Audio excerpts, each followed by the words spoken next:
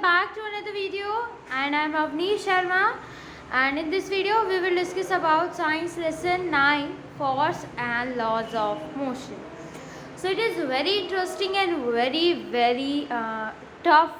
As you can say, it is very tough chapter for class 9 because you are the beginners of this for about know about the laws of motion and forces आपने previous classes में भी पढ़ा होगा, but हम 9th में force और laws of motion deeply पढ़ते हैं, बहुत ही ज़्यादा डीपली पढ़ते हैं. इस वजह से बच्चों को 9th की साइंस और मैथ बहुत टफ लगती है. बट इट इज़ अगर आप उसे समझ के करो, so that is not very difficult. It is not very well difficult.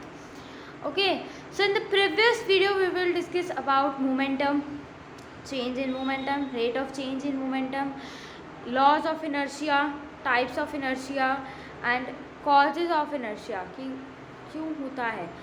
Okay, first law of motion. So अब हम second law of motion के बारे में पढ़ेंगे. Okay, the rate of change in momentum in direct proportion to applied force and in the direction of force. यानी कि rate of change in momentum मैंने आपको कल प्रीवियस वीडियो में बताया था कि वो होता है आम ब्रैकेट में v माइनस यू अपॉन में t. It is rate of change in momentum. आप यहाँ पे ऊपर भी देख सकते हो rate of change in momentum and change in momentum. p, हम मोमेंटम को स्मॉल p से डिनोट करते हैं. Okay, so second law of motion का मतलब क्या है? The rate of change in momentum is direct proportion to the applied force and in the direction of force. Direct proportion word अगर इसका meaning आपको पता होगा तो एग्जैक्टली आप सेकेंड लॉ ऑफ मोशन का मतलब समझ जाएंगे. सो डायरेक्ट प्रोपोर्शन क्या होता है? जैसे जैसे आपकी क्वांटिटी बढ़ती जाती है वैसे वैसे आपका फोर्स भी इंक्रीज होता जाता है. जैसे कि अगर आप 10 किलो के ऊपर कोई भी ऑब्जेक्ट है जो कि 10 kg का है, 10 kg का है, 10 kg का, राइट. आप उस पर फोर्स लगा रहे हो 10 न्यूटन का, तो ऐसे फिर 20 न्यूटन, 30 न्यूटन ऐसे बढ़ता जाएगा. सो ये होता है डायरेक्ट प्रोपोर्शन. आपने पढ़ा होगा मैथ्स में in the class 8 and 7, I know. Okay, इसका भी एक फार्मूला होता है F direct proportion m into v minus u upon t. यानी कि डायरेक्ट प्रोपोर्शन का एक साइन होता है, वो एक्चुअली मेरे स्लाइड में मैंने नहीं लिखा, सॉरी फॉर दैट. बट इसका जो है आप कह सकते हो सिंबल जो है वो ये होता है डायरेक्ट प्रोपोर्शन का. तो आप पूरा डायरेक्ट प्रोपोर्शन वर्ड ना लिख के ये साइन बना दोगे तो उसका मतलब डायरेक्ट प्रोपोर्शन ही होगा.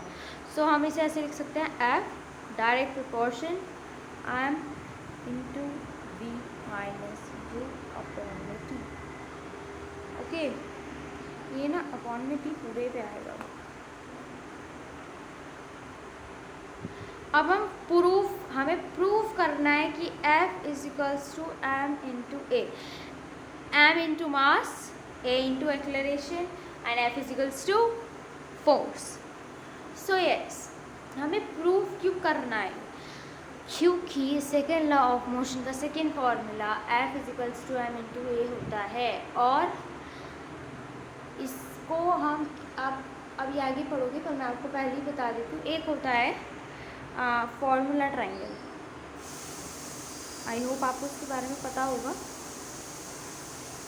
फॉर्मूला ट्राइंगल होता है ऐसे करके कुछ डिवाइड होता है.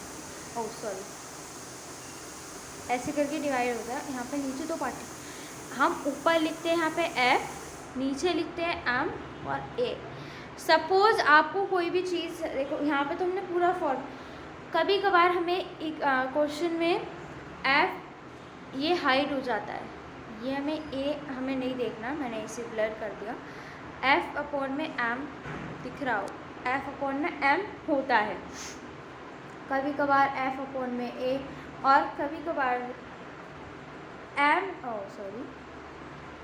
एम अपॉन में ए, ये भी होता है। सो ये होता है triangle, formula triangle. Okay, if an object is moving with the velocity u and after time t velocity become v and then according to second law of motion। Okay, ये बहुत इजी था। अब इस सेकेंड लॉ ऑफ मोशन के हम causes पढ़ेंगे। इसके causes क्या होते हैं? When a fielder catches ball he takes his hand in backward direction gradually. क्यों? Why is the reason? आप सभी को पता होगा, आई नो आप सभी क्रिकेट तो देखते होंगे।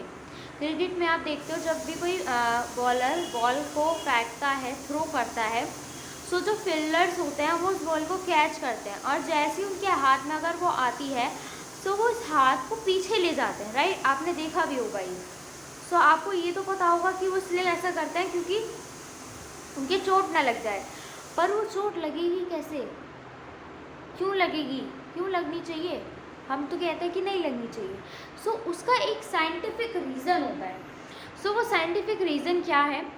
जैसे जैसे फील्डर इंक्रीज़ करता जाएगा टाइम, मतलब कि जैसे जैसे फील्डर अपना हाथ पीछे करता जाएगा वैसे वैसे उसकी बॉल जो है रेस्ट में आने का टाइम इंक्रीज़ हो जाएगा और वो उससे कम उसे हर्ट होगा, लेस हर्ट होगा।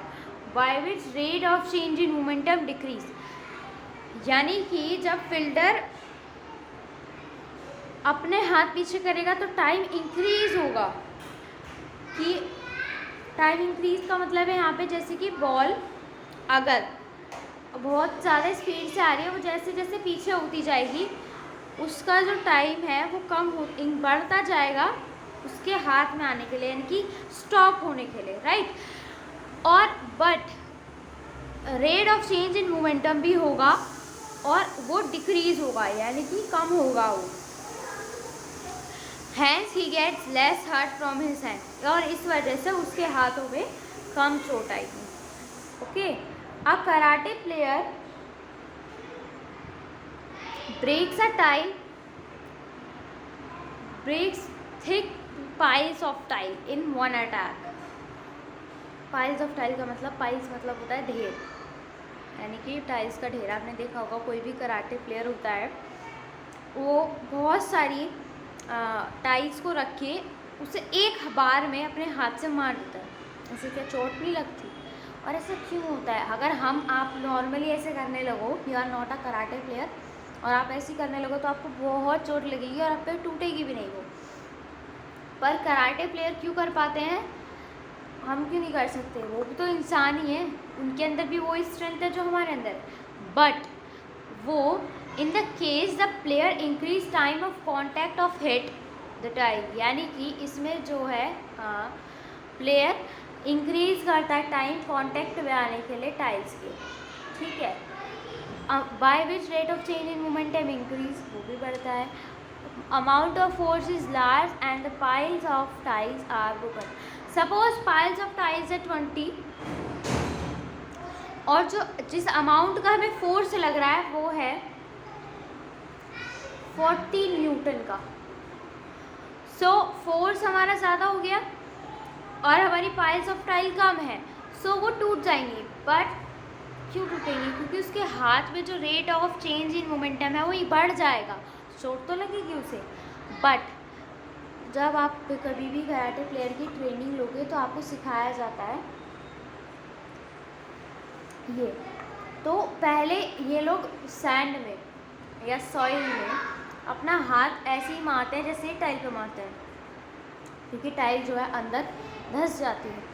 पर ये कोशिश करते हैं कि वो हाथ जो है हमारा अंदर ना जाए।